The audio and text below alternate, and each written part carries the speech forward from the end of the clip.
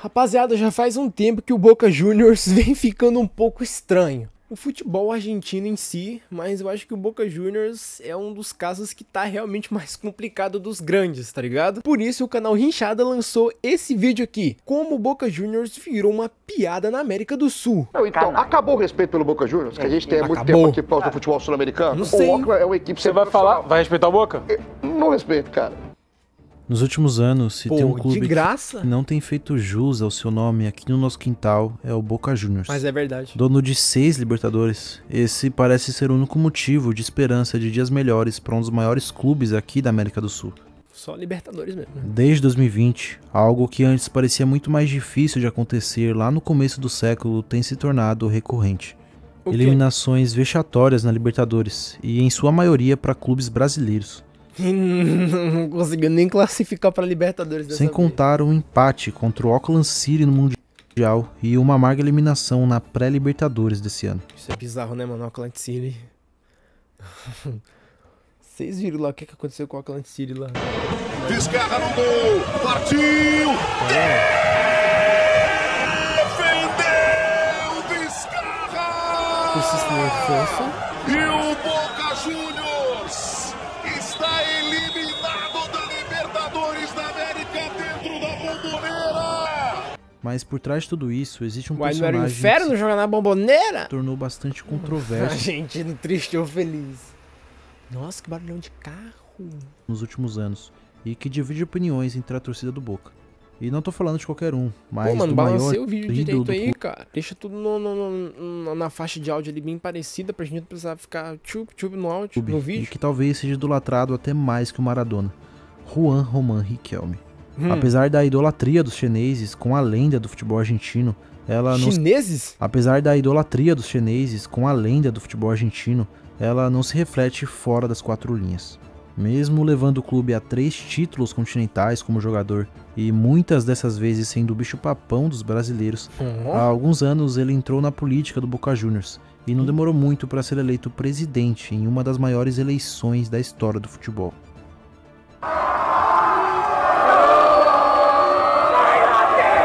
Imagina como isso aí não foi visto pros caras como uma sensação de recomeço, né, mano? Com erros graves de gestão que levaram o clube a isso aí que temos visto nos últimos anos, vieram as críticas da mídia argentina, principalmente por ser o principal responsável de uma era do Boca. Vai botar craque aí. Vai botar craque no time aí, achando que vai dar certo como presidente. Não só é pouco vitoriosa, Porque é a mesma coisa, né, gente? mas que também virou É piada igual o caso do Tiririca. Aí eu gosto do Tiririca como humorista, eu vou votar nele como político, obviamente vai dar certo. no continente, com participações que não ilustram nem a metade do que o clube já foi no passado. Mas afinal, quanto o Riquelme tem de participação nisso tudo? Fala aí pra nós. Porque ele pode ser o principal culpado pelo Boca estar nessa situação. Tudo que eu te falar aqui ajuda até a explicar a queda do Boca comparada a outros gigantes argentinos. Porque eles também não tão bem, né? Só que a questão do Boca que foi mais agravada ainda. Então se você quer saber um pouco mais dessa situação toda que o maior clube do continente Sim. enfrenta, vem comigo que eu te conto. Eu vou O contigo. meu nome é Lucas e Vem comigo que eu te como. você está no canal Rinchada. É o Lucas Ryan.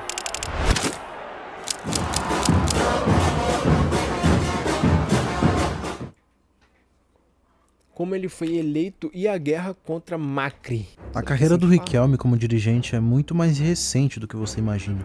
Apesar de sempre ter sido muito influente dentro do Boca, sua história fora dos gramados só começou mesmo 4 anos depois de pendurar as chuteiras no fim de 2019, quando se tornou vice-presidente do clube que sempre se declarou como torcedor.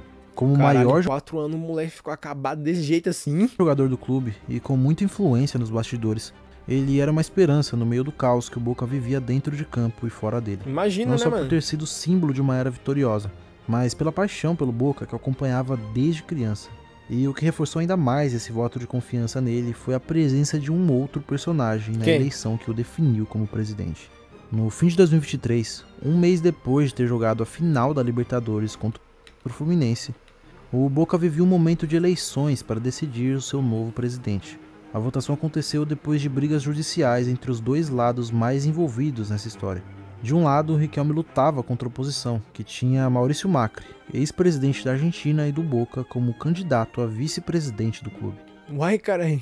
O cara foi vice-presidente da Argentina e foi pra política de clube? Com conflitos de opiniões claros em relação ao tipo de gestão que o clube mais popular da Argentina deveria seguir, Sim. As eleições se mostraram um sucesso absoluto em número de votantes. E eu gosto muito do canal Rinchada porque a edição dele é muito bem feita. Foram 43.367, sendo a maior da história dos clubes argentinos e a segunda maior do mundo, atrás só das eleições do Barcelona em 2010. Macri, como rival do Riquelme, tinha apoio de pessoas relevantes, como Javier Milei, que havia sido eleito presidente da Argentina no mesmo ano, Se o cara tem apoio do presidente aí, vai ficar difícil pra tu, paizão. e de Palermo, outra lenda do Boca. Só que Macri desde sempre tinha uma ideia clara: Sim. transformar o clube numa SAF, com um discurso de modernização de dentro para fora. Puta que pariu, um cara desse perdeu, mano. Os caras viu isso de uma forma ruim? Tratando o clube como uma empresa e não só como um clube de futebol. Esse discurso agradava os olhos de Milei, que também achava que a única solução Mano, o Milei é um vilão, viado. Olha a cara dele, velho. para o futebol argentino é a implementação das SAFs. Além disso, o concorrente do Riquelme queria construir uma bomboneira moderna e maior, e com isso deixar o místico estádio de lado. Essas propostas não só aumentaram a rejeição pro lado da oposição, Até a postura dos dois caras, mano. A porra do Riquelme parece, sei lá, mano. O cara que trabalha de repositor na porra do como Mercadão. também trouxeram votos para Riquelme. No fim das contas, o ídolo do clube acabou vencendo com 68 Por quê? votos para Riquelme. Não só aumentaram a rejeição pro isso deixar o místico estádio de lado. Essas propostas não só aumentaram a rejeição pro lado da oposição, Uai. como também trouxeram votos para Riquelme. No fim das contas, o ídolo do Eu clube vi tudo que ele falou aqui com bons olhos. acabou vencendo com 68% dos votos em uma eleição que ficou Que para a história. doido, mano. Mas todo esse apreço popular Ele me passa uma vibe assim de Augusto Melo, mano. Os caras, eles não têm postura de presidente. pro lado dele nas eleições se explica ainda mais pelo discurso contrário adotado durante sua campanha. Gente, você tem que ter postura do cargo que você exerce, velho. Enquanto Macri sempre teve um estilo mais empresarial, Sim, com ideias é. mais modernas de gestão, O outro lá, ele ia mais na questão povão, não é? Riquelme era mais conservador e realmente tratava o Boca como o seu time do coração, Tá vendo? colocando as tradições do clube Pulando, acima de filho. qualquer privatização, Tá vendo? mesmo que isso Tradição. impedisse uma administração mais moderna e profissional. Para ele, o clube é dos sócios e de seus torcedores, e vender o Boca é como ferir uma identidade. A sua amizade com o Tic Tapia, presidente da AFA, e Tic-toc. seu apoio à briga que a federação comprou contra a Milei em relação às SAFs provou isso. E os resultados das eleições mostraram que essa ideia de vender o clube não era muito bem aceita até mesmo pelos torcedores.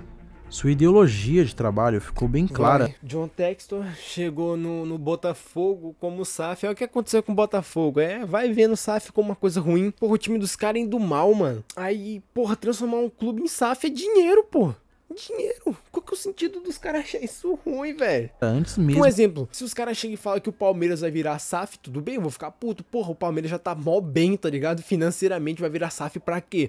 Mas o Boca Juniors do jeito que tava aqui, qual que é o problema dos caras virar SAF, dele mano? assumir a presidência do clube, lá em Isso ia trazer 2019, vantagem, velho. quando criou o Conselho de Futebol no Boca. Sim. Que, além de ser um modelo de gestão não tão comum no futebol, trouxe grandes ídolos de volta aos bastidores do clube. Vai metendo só jogador de futebol dentro do bagulho pra vocês verem o que vai dar. Gente que não tem experiência da área. Isso! Vai botando esse jogador pra fazer as coisas dentro do clube, vai. Pra você ter ideia, aqui no Brasil a maioria dos clubes tem o departamento de futebol, Sim. que toma as decisões mais importantes dentro das 4 linhas, como gerir as categorias de base, demitir e Isso. escolher treinadores e contratar novos atletas. Esse setor acaba sendo formado por presidente, vice, diretor executivo, gerente de futebol, supervisor, coordenador técnico e analista Aí, de gente, scout, descobrindo mais como é que funciona por debaixo dos panos aí, rapaziada. Ô, louco. fora outros profissionais que ficam de fora da gestão.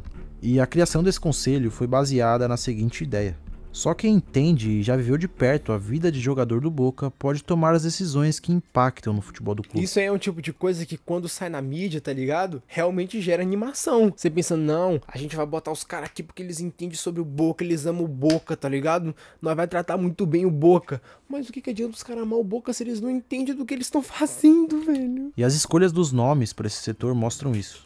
Jorge Bermúdez, Raul Cassini, Marcelo Delgado e Maurício Serna. Todos são ídolos do clube e têm uma proximidade muito grande com o Riquelme. E no fim das contas, quanto maior proximidade com o homem da palavra final, maior influência nas decisões, já que ninguém nesse setor tem um cargo pré-definido. E tudo isso acabou levando a decisões amadoras para dentro do futebol do clube. Esse é o problema. Você bota uma rapaziada que tá muito alinhada, tá ligado? Você meio que não tem uma pessoa pra dar um contraponto, tá entendendo? Tipo, um exemplo. Eu vou abrir uma empresa. Aí se eu boto... Tipo assim, eu vou montar uma empresa, né?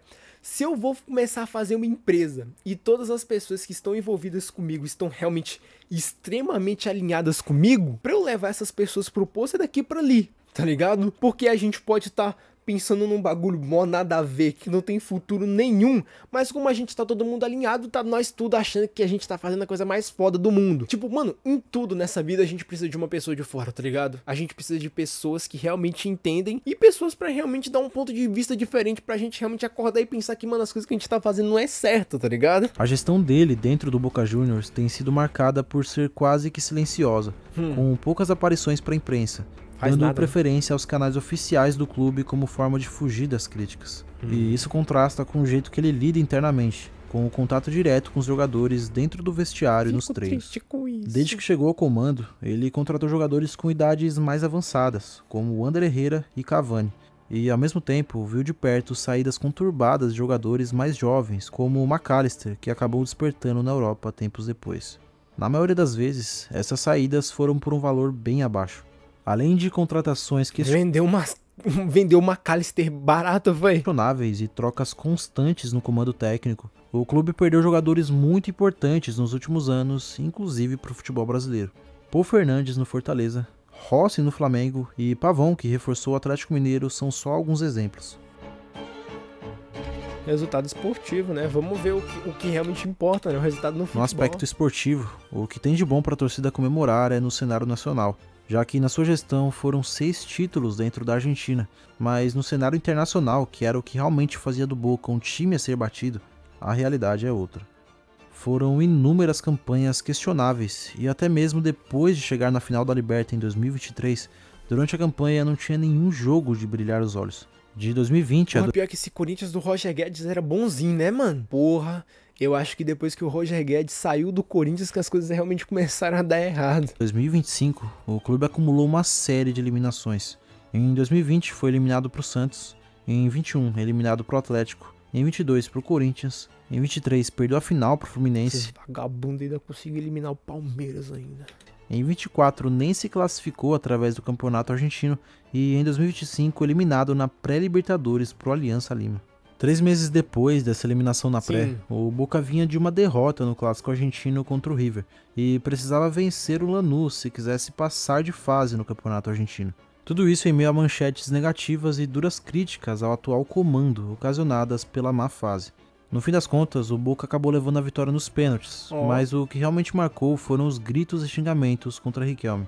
Depois de muito tempo, a torcida finalmente expressou seu descontentamento contra seu grande ídolo de uma forma tão expressiva. Uai, vocês estão criticando por quê? É ídolo, pô. Tem que botar realmente jogador ídolo aí pra comandar o time, pô. Macri, que sempre... Por que vocês estão reclamando? Não era óbvio que isso ia dar certo? Sempre teve uma relação conturbada com Riquelme. Aproveitou a má fase para fazer duras críticas à gestão depois dessa série de eliminações. E será que ele realmente vai tentar de novo afrontar o Riquelme?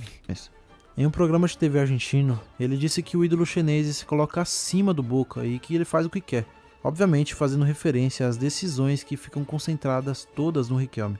Ele complementa dizendo: se você quer montar um time sério, um entre os 5 melhores do mundo, como fizemos, isso não acontece por acaso. Se você quer sucesso por acaso, precisa trabalhar sério todos os dias, e cada um deve exercer o seu papel. Esse cara me passa confiança, mano. Não sei como é que esse cara perdeu, viado. Esse cara não gosta do que é bom, não. Isso é verdade. O presidente não pode ser quem monta o time ou decide quem joga. Apesar de ter um histórico meio controverso de declarações como torcedor do Boca, o grande apoiador de Macri, Javier Milei, também não poupou críticas. No ano passado, ele usou as suas redes sociais para demonstrar sua insatisfação. Não existe almoço grátis. Na economia, assim como na vida, você pode fazer tudo o que quiser. O que não pode é evitar pagar os custos. Essa declaração deu a entender que todos estavam pagando preço por apoiá-lo. E as críticas não ficaram por aí. Em uma das várias críticas dessa batalha pessoal contra Riquelme, O presidente da Argentina o culpou por deixar de ser torcedor do clube e que, se o Boca continuasse assim, poderia voltar a jogar a qualquer momento. E mesmo que o atual presidente da Argentina não seja muito querido no mundo chinês, essas declarações ainda não se provaram sem fundo. Que porra é essa, mano? Chinês é o quê? É torcedor? É torcedor do Boca Juniors, chama chinês? Lamento. E que é o meu culpado? Acho que é. Por tudo que você disse aqui no vídeo, acho que é. A resposta se o Riquelme é o verdadeiro culpado pela situação que o Boca Juniors vive atualmente está no próprio personagem. Um craque que encantou o continente dentro das quatro linhas com tanta genialidade e paixão pelo clube, ainda parece ser o mesmo que comanda o clube do lado de fora, com atitudes que transformam o Boca muito mais numa família do que de um clube profissional. O pensamento de que só quem é de dentro entende o Boca e a defesa contra as mudanças, como a SAF, acabaram o elegendo, mas também aprisionando o clube no passado, com ideias ultrapassadas e respingando dentro de campo, mesmo que conquistando um título ou outro no cenário nacional. No fim das contas, a centralização do poder fez dele, sem dúvida, o rosto dessa era de poucas glórias e várias decepções. E mesmo que o futebol argentino esteja em uma crise profunda, temos as exceções de boas administrações que conseguem se sobressair aos problemas que o futebol local enfrenta. Eles estão todos na merda, mas o Boca está lá no fundo, velho. Mas quando vemos toda essa situação do Boca, a pergunta que fica é: até quando ele será piada no cenário sul-americano?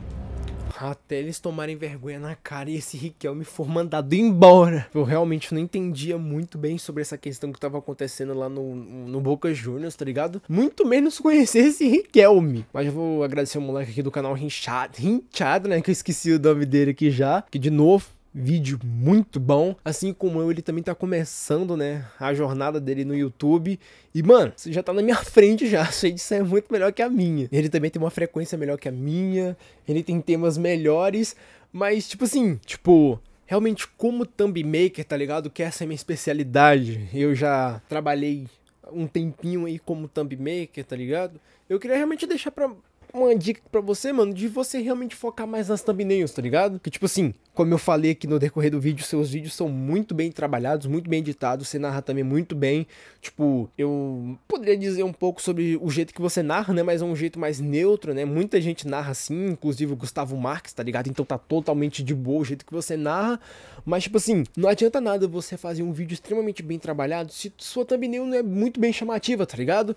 Tipo, suas thumbnails são boas, mas eu acho que é o ponto que você realmente pode melhorar bastante pra fazer as pessoas verem seu conteúdo, que é muito bom, tá ligado? Então, se esse vídeo chegar em você, dá uma pesquisada boa aí, começa a analisar também de outras pessoas que você usa como inspiração, tá ligado? Porque aí você que tá começando, né, a gente, obviamente, olha pros canais que estão lá em cima e a gente fala, pô, eu quero ser que nem eles, tá ligado? Então, vai analisando o conteúdo da rapaziada, vai vendo os padrões de thumbnail que eles fazem e, mano, vamos pra frente, velho. A gente vai conseguir fazer essa porra dar certo aí. A gente vai conseguir viver dos nossos canais. Se você tiver gostado desse vídeo, clica nesse que tá aparecendo na tela que eu tenho certeza que você vai gostar.